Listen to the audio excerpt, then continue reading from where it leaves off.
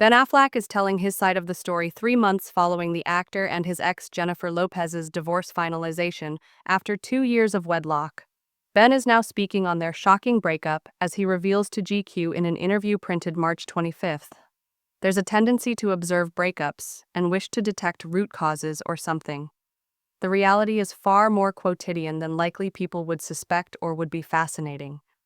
And while he owns up that he and the Made in Manhattan star had a few basics to differ on when it came to fame, he highlights of their split quote, "There's no scandal, no soap opera, no intrigue."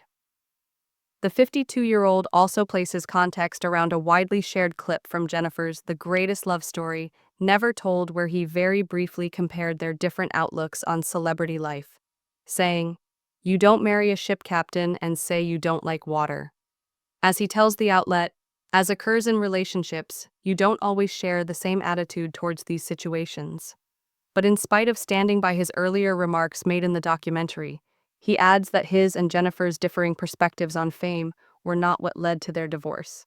He goes on, "You've got to own what you knew entering into any relationship." I think it's worth adding that wasn't the reason behind some complete fracture.